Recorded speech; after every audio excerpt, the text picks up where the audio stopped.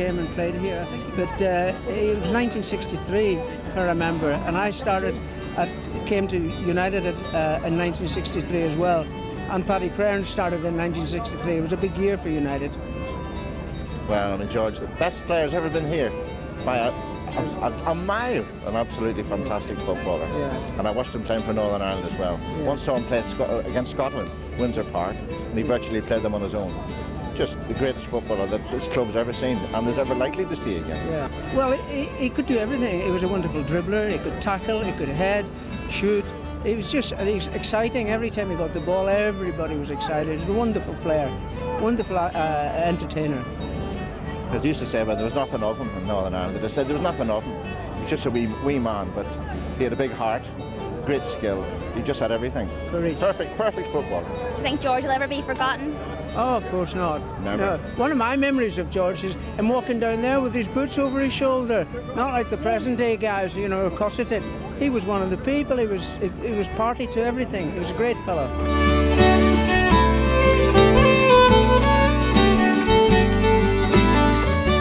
Apart from just having sublime skill, he had courage by the bucket load. He did. You couldn't kick George Best out of a game. You could try, but you wouldn't do it. That goal against Chelsea, that goal against Chelsea in the League Cup, where he dribbled all the way through on that mud path and left Harris on his backside and everybody. Yeah. Magic.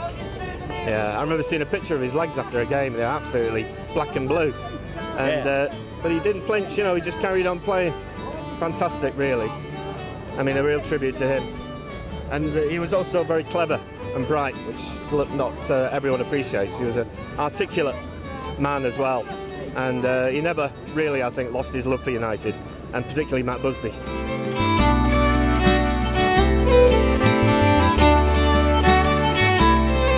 I'll tell you the greatest moment I think about George Best was when he took a very, very mediocre United side to the top of the league. I think we were 6 points clear at Christmas. He disappeared and we finished 8th. That says it all.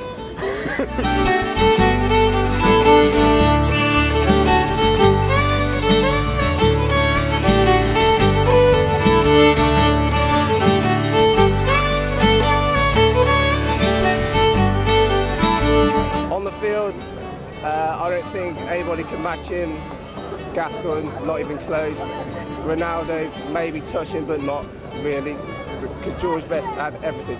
Head the ball, dribble, fearless, and he could play on pitches with 10 inches of mud. I'd like to see Ronaldo do that. He meant so much to me, and basically, when I was a lad of 8, I tried to play like him. Even with my hair, I tried to comb it like him. One Christmas, my uncle brought me a Man United kit with George Best, and that day I got up and he said, that's the best present I've ever seen. George Best sold 2 dummies and now has made a chance for himself. His hat-trick! This is Best, wriggling out space. What a fine save! What a fine shot, Georgie Best! Fantastic player, speed, finesse. It was like a feather running down that wing. Fantastic. We miss him. On the field, it was his trickery. He was born before his time. He was playing like a 1990s player in the 60s and 70s. For everybody seeing how good he was brilliant. All his peers loved him. For a young lad, can't beat him. He was one of the best footballers, in my opinion, that ever blessed Old Trafford.